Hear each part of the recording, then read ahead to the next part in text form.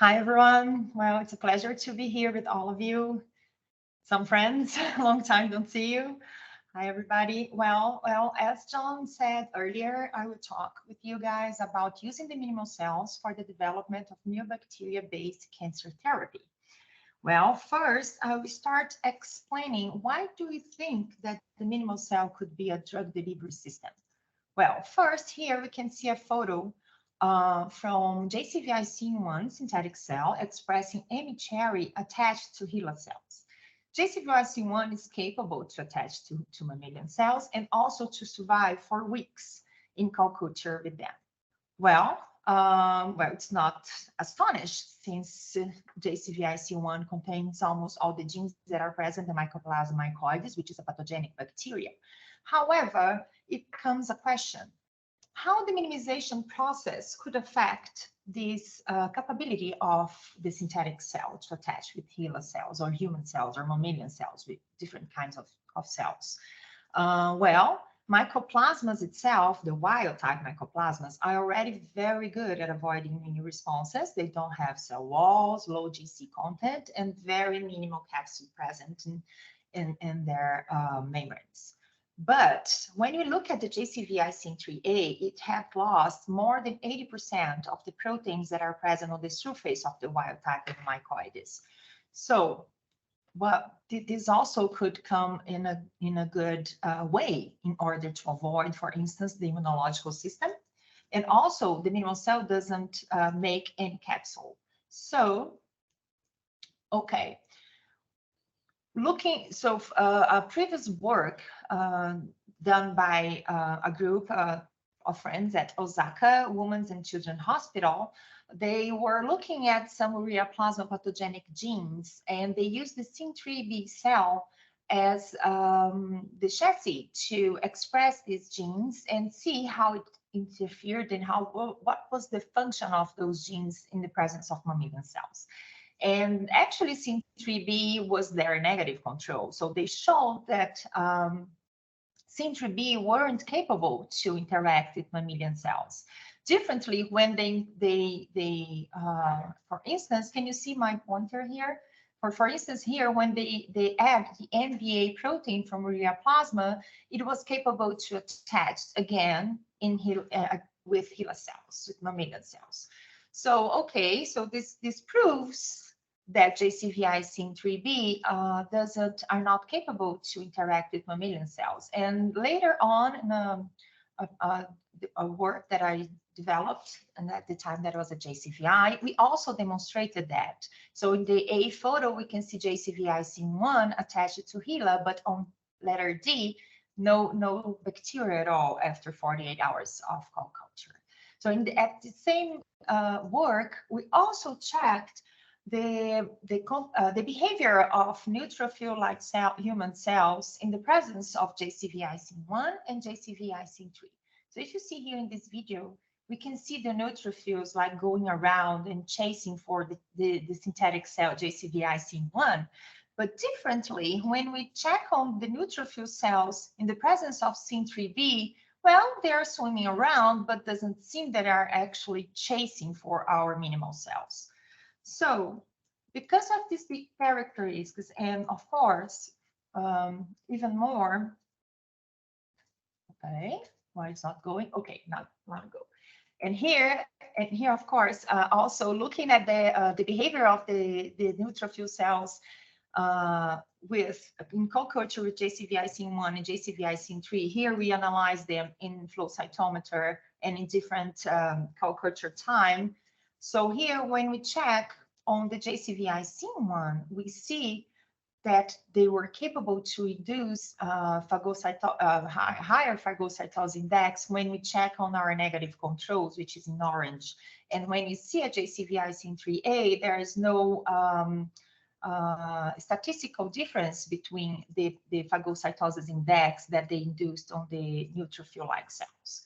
So because of these characteristics, and furthermore, because of a recently program that was developed by NIH, Bugs as Drugs, where the main goal is to use bacteria to express toxic proteins to seek out and destroy cancer cells, we imagine, okay, so maybe the minimal cell could do this job. Most of the bacteria that were analyzed, they are also anaerobic cells, because so it's better to get into the tumor, for instance, where there are very condensated cells, and different cells actually were already being analyzed and studied with different kind of targeting mechanisms also were applied. But even though with all of these mechanisms tested, most of them that are not as effective as we would like, because most of them induce immunological response in the patient. So this is a good point for us, because for now, at least against neutrophils, which are the first defense line against pathogens, and also a very important cell for the induction of the immunological response, the minimal cell, it's quite invisible.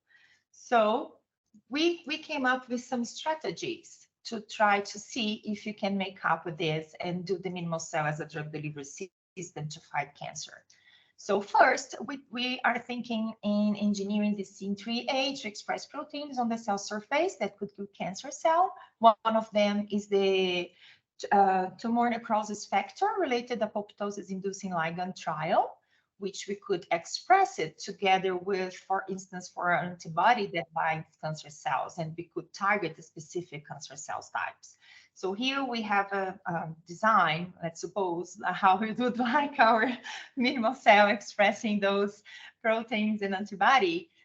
We could use like nanobodies, or even the single chain variable fragment from antibodies. Maybe it could be very complicated for the minimal cell to express a full antibody, but we never know. Maybe we could come up with some engineering for that too. So another strategy also is using the adenine deaminase pathway.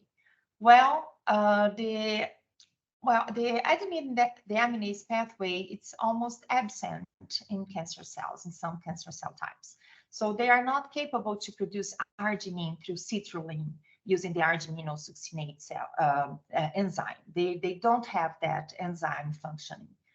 So one possibility is actually to deprivate the arginine from this cancer cell. So arginine deprivation, it will, in short term, will induce to autophagy of the cells in order to acquire some arginine. But if in the long term, it will end up in apoptosis and cell death. So what we have been, some works have been shown that using arginine deaminase in order to deprivate the arginine present in the cell, in the cancer cells, since they need the outside arginine to survive. Well, in different malignant cancer cell types here, they can induce cell death up to 3 to 4 days after co-culture. So this might be a very interesting approach to go to. So, and even more, looking for some previous work that have been done with the arginine deaminase. There are some mycoplasma arginine deaminase that were also shown that it has an inhibitory mechanism against cancer cells. And the same way, there is another work showing mycoplasma hominis, also arginine deaminase, having cancer activities against cancer cells. So the second strategy that we are going to apply is to express the arginine deaminase from Mycoplasma mycoides. So we will try different constructions, the protein by itself.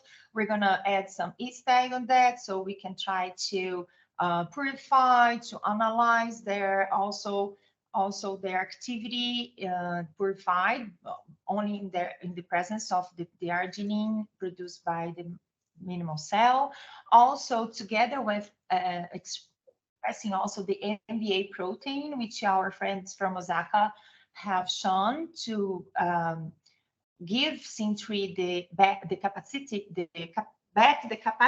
to attach to mammalian cells. So maybe this will also help the delivery of the arginine deaminase, and also trying to use a signal peptide to deliver the arginine deaminase. And hopefully we think that this will be capable to kill some cancer cells. There is another strategy, another work that we are developing in our lab, which is trying to develop zombie cells using endonucleases to destroy the chromosome, the genomic DNA from the minimal cell. We are also using this strategy for SIM1, also Mycoplasma capricolum, and we are also expressing the adenine deaminase pathway. Actually, the first idea of using this pathway was also as a marker, just to follow up how long the cell would be functional after genome destruction. But actually now, I believe that we can also try and see what happens if we submit these chromosomeless cells expressing ARC genes in co-culture with cancer cells. And this might be also a very nice strategy once there is no genome and probably no biosafety problems regarding to that. So hopefully next time we'll have some results to show you regarding to this work. Thank you very much.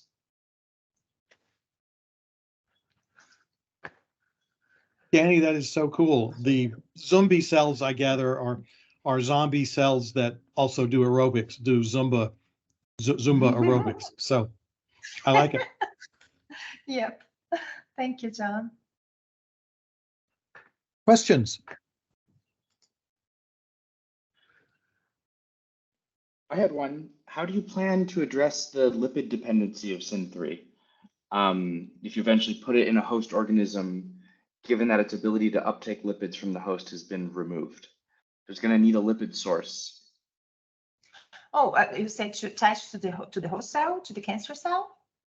No. So if SYN3 needs an external lipid source, but part of what makes it non-pathogenic is its ability to uptake lipids from host cells has been knocked out. So in the idea of co-culturing SYN3 and cancer cells, or putting it into a host with cancer, how are you going to address the lipid dependency of SYN3? The lipid dependence for the host cell, you see, what, like, I think I didn't, the sound is kind of low. SYN3 needs external lipids to build its membrane and grow. Oh, okay. Gotcha. But then, so what is its lipid source going to be? SYN3B is capable, this is something that also is a good point for us. We don't need it to survive for long in the human body. Actually, this is a good part. We don't want it to be a long time. The idea is that they go inside and target the cancer cell and just die after a while. So actually, this is a positive thing. Okay. That makes sense. Sorry if I didn't understand you at first. No, it's all good. Yeah, the combination of chemotherapy and sepsis seems really unpleasant. And so if we can make the minimal cell as a therapeutic that was a cell-based therapeutic that still has all its metabolic capacity, but no ability to replicate inside a mammalian host, that would be super, possibly. Other questions for Danny? Hi, can you hear me? Yes. I had a question on the. And who are you? Oh, Satya from Michigan State. Yes. I had a question on the signal peptides that you're going to be using for secretion of arginase from SYN. Have you guys worked on optimizing those at all? No, we've just started. The first idea is to use the same one that's used for insulin production in E. coli, for instance, but we also have another signal peptide. There is another work that we are developing here in our lab, which is using the minimal cell to express enzymes that that can be used in industry for ethanol production, for instance.